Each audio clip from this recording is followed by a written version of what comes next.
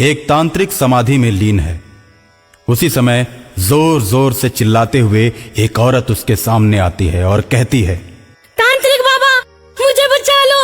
लेकिन तेरे पीछे तो कोई नहीं लगा हुआ है। तो फिर मुझे ऐसा क्यों महसूस होता है कि लोग मुझे मारने के लिए मेरे पीछे दौड़े चले आ रहे हैं?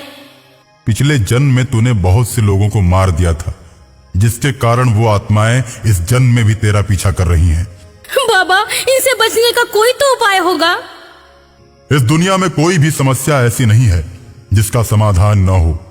उसी तरह इस समस्या का भी समाधान है।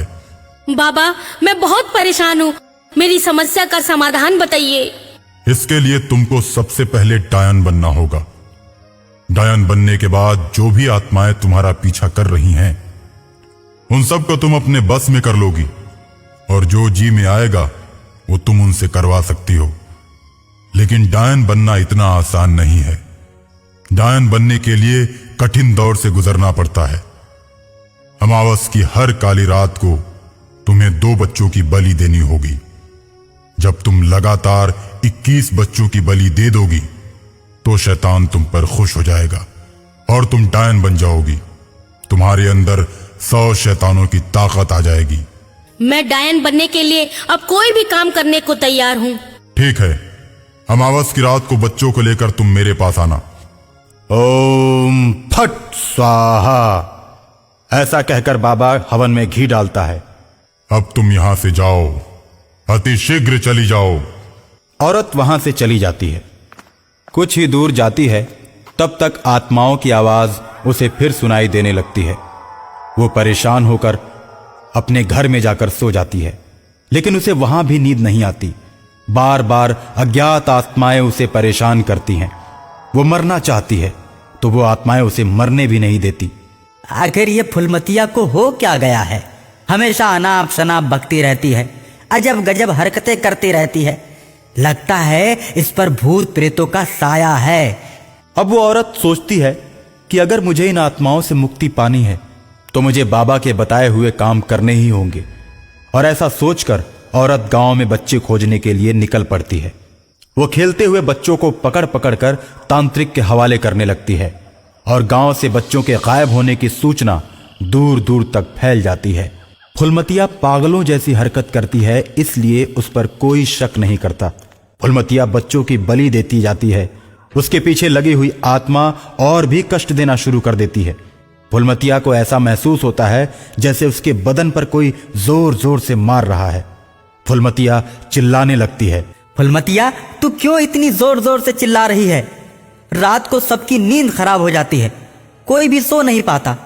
अगर तुमको चिल्लाना ही है तो गांव से बाहर जाकर ऐसी हरकतें करो ताकि किसी की भी नींद खराब ना हो। सुबह सबको काम पर जाना होता है। रात में अगर नहीं सोएंगे तो सुबह हम लोग काम नहीं कर पाएंगे। तुम तो परेशान हो ही, गांव वालों को भी परेशान करती हो। अगर तुमने कल से गांव में चिल्लाना बंद नहीं किया तो हम लोग तुम्हें हमेशा के लिए गांव से बाहर निकाल देंगे। मुझे तुम लोग गांव से क्या निकालोगे? मैं खुद ही चली जाती हूँ। लेकिन आज तो मेरे जाने के बाद, आज तो बच्चे गायब हो रहे हैं, लेकिन कल तुम भी गायब हो जाओगे। शैतान किसी को भी नहीं छोड़ेगा। जैसे मुझे पागल बना दिया वैसे ही तुम लोगों को भी पागल बना देगा। अरे कौन सा शैतान? कैसा शैतान? तो इस शैतान के बारे में क्या जानती है? अगर गांव में शैतान नहीं आता है तो फिर बताओ बच्चों को कौन ले जाता है? मैं कमजोर हूँ, इसलिए तुम लोगों को सिर्फ मैं ही दिखाई देती हूँ। तो फिर ठीक है, मैं कल से फिर गांव में नहीं आऊंगी। ऐसा कहकर फुलमतिया गांव से चली जाती है। गांव वाले अमन चैन से सोने लगते हैं। डायन की सिद्धि के लिए तांत्रिक बाबा के बताए गए पहाड़ों के बीच सुनसान जगह पर जाती है और आत्माओं का आह्वान करने लगती है।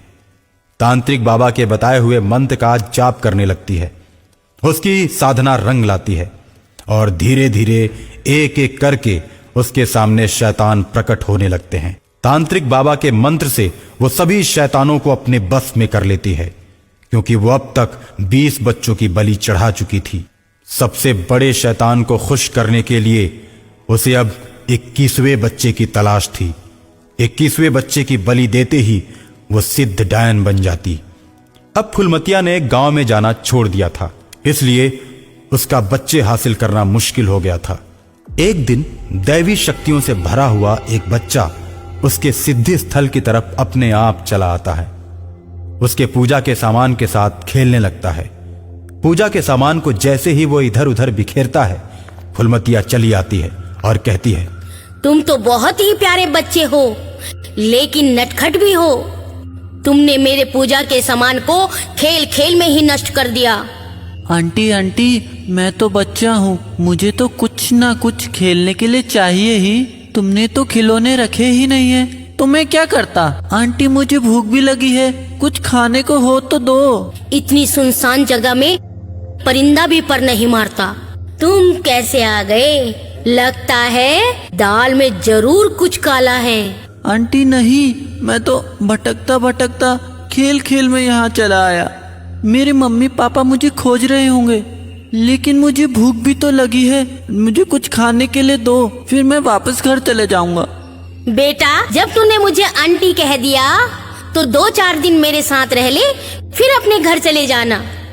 फुलमतिया को बैठे बिठाए 21वां बच्चा मिल गया। फुलमतिया मन में सोच रही थी कि अब इसकी बलि देकर मैं सिद्धि प्राप्त कर लूंगी। अमावस की काली रात आ ही जाती है और उस काली रात को फुलमतिया के पास तांत्रिक और शैतान दोनों पहुंच जाते हैं। अमावस की रात में बच्चे को खूब खिलाया पिलाया जाता है। बच्चा जो भी चीज खाने को कहता है सब उसे लाकर दिया जाता है। उसके बाद बच्चे को माला पहनाकर, काला टीका लगाकर, हाथ में फरसा लिए शैतान खड़ा हो जाता है। तीनों के भयानक चेहरे को देखकर मौत भी कांप उठे, लेकिन छोटा बच्चा बिल्कुल भी नहीं डरता। बच्चे की आकृति बदलने लगती है और बच्चा देखते ही देखते 5 मुंह वाला हो जाता है और शैतान के हाथ से फरसा छीन लेता है और उसी से तीनों को मौत के घाट उतार देता है। और इस प्रकार उस अमावस की काली रात में डायन की सिद्धि हमेशा के लिए अधूरी रह जाती है और बुरी आत्माएं हमेशा हमेशा के लिए समाप्त हो जाती हैं।